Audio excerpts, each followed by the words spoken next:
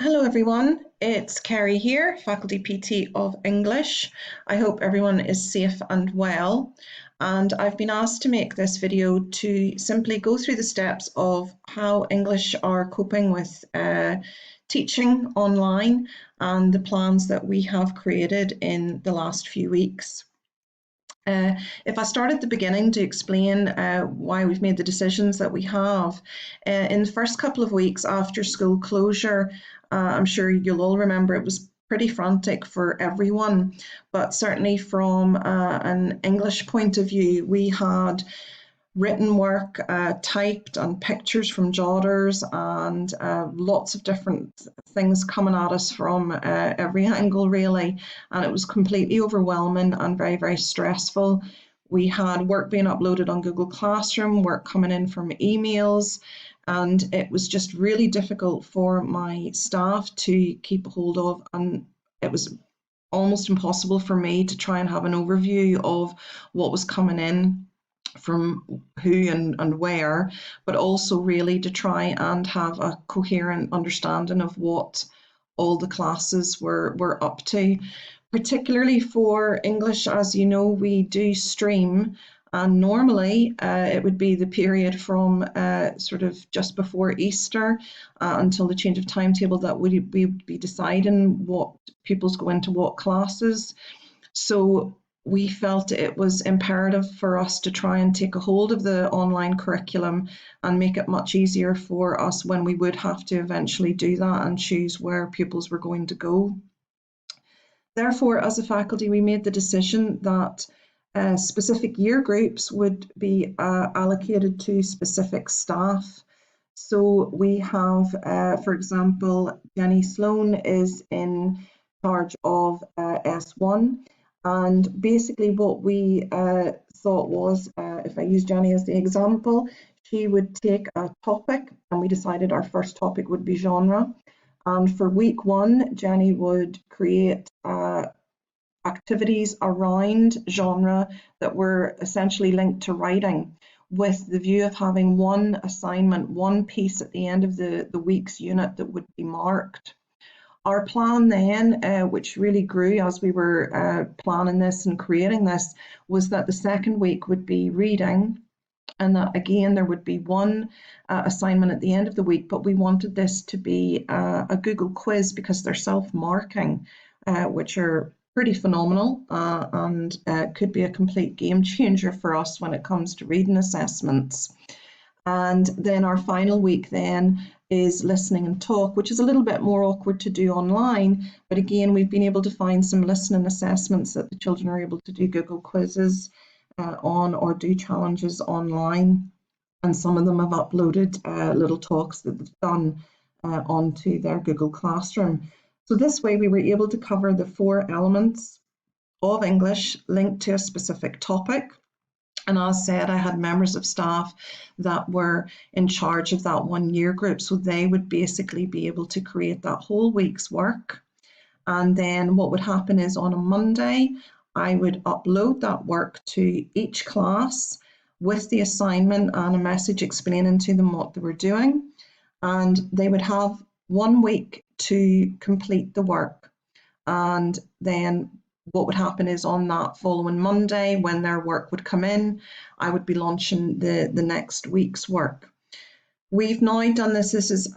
We've done 3 weeks of it, and then we're now in the first week of our topic 2, our non-fiction, and we certainly find that it worked enormously well for us in that we were able to see exactly what classes were doing. We were able to keep our workload much more manageable, and the children have commented that they like working at their own pace. They like being able to separate the tasks into whatever way they want to do it. Some children like to do it all within a day or a couple of days, and other children like to take a wee bit longer, and that's fine as long as they're attempting to meet the deadline. Then that's all that we're asking for. There's only been 1 or 2 children that need slightly more broken down tasks, but other than that, we're finding that it works really well. With regards to differentiation, we have S1 and S2, their differentiation is by their outcome, because as said, we would normally have streamed classes, but we're giving them all the same work here. but obviously the work that we would then get in from the final assessment from a lower set S2, our expectations would be very different from then between an upper set S2. With regards to S3, it's a little bit more specific there because obviously we are on the route to National 5 with them. So they have their assignments set by challenge. So basically they would be going from something that is just what a general challenge, and then more challenging, and then extreme challenging. So that way we're hoping that the children who are in our upper sets are ensuring that they are trying to do as much as they can, particularly because they know that they're all launching towards National 5 work. Just to show you what I do, and apologies because I'm fully aware that many of you or all of you will know how to upload work, but this is just if anybody's interested in going down this route of setting year group work. This is basically how I do it every Monday. So you'll see that I've gone back into Google Classroom there and I'm in 3A1, and I always write a message to the children, filling them in on things that they need to know. This week it's just telling them that they'll notice that their class titles are changing to S4, but they're not moving classes as such, and that National 5 work will begin at the beginning of June. I've also told them that they really need to read instructions carefully. I'm not sure if you're finding it, but we're certainly finding that children find it very difficult to read an instruction, even when it's quite clear and in front of them. So I've tried to point that out this week, and then just telling them, hope they enjoy their work and that the work that they did on their last topic was really good. So I'm going into Google Drive, and to make it so much simpler for us, we've got everything in our shared drive, which just makes it so much easier for staff to upload their work, but also then whenever, excuse me, I am then applying the work to the classes. So I'm basically applying what I need to now. So I'm taking everything at the moment except that slide 7, because that's going to go as an assignment. And when I hit add, everything obviously is there, which I'm sure everybody knows by now. And this might only apply to PTs because I'm aware not all teachers have access to various classes, but if PTs or other teachers who did have access wanted to do this, you're basically choosing the classes that you want this to go to. So obviously I'm choosing all third years that this is applicable for. So I've got 3A1, A2, B3, B2, and then B1. And what will happen is all of those classes will get this message that I've written, and they'll also get the work that has been attached. And that's obviously much quicker than copying and pasting or going through class by class by class, which a certain person did in the very beginning before she realised there was a shortcut. But sure, every day is a school day and Kerry needs to learn. So once we've done that, then we go into classwork, and this is where I'm creating the week assignment for them. And this is for them to see basically what their sort of end goal is, if you like. So I'm going with the assignment, and I'm going to add this in again from Google Drive. We've had lots of children really struggling with, like I said earlier, the instructions, trying to find something, even though it's in the presentation. Again, I don't know if you guys have had this problem. So this week I've made it really, really clear by attaching it and explaining it, and hopefully this will work for them. So basically, attached it, the due date, like I say, we always give them the full week and the weekend. So really there shouldn't be any issues, and certainly the children that are engaging tend to make the deadline well before that Monday.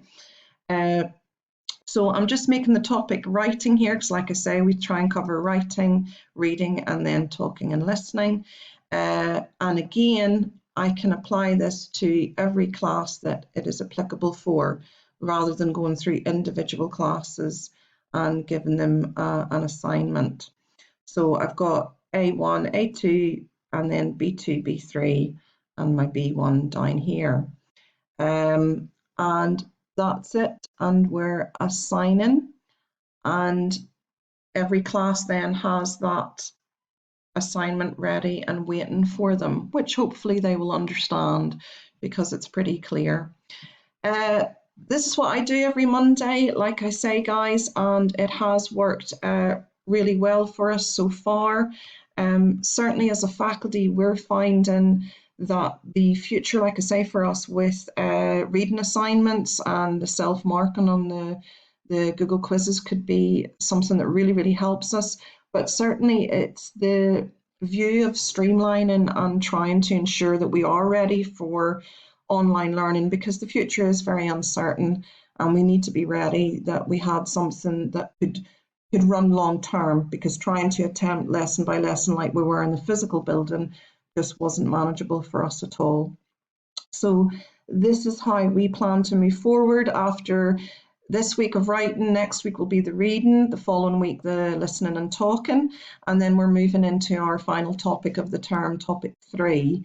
And for the third years, of course, they'll be starting their Nat 5 work. So we're always, if you like, always planning a couple of weeks ahead because we've got the topic ready, but we were able to actually sit and map out the whole term, which was really helpful.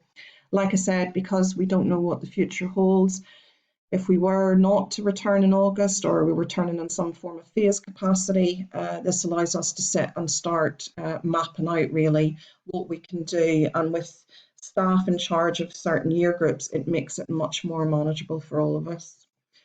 So I hope I haven't bored you too much. I hope it's been of some help to some of you. If you have any questions, please feel free to ask me.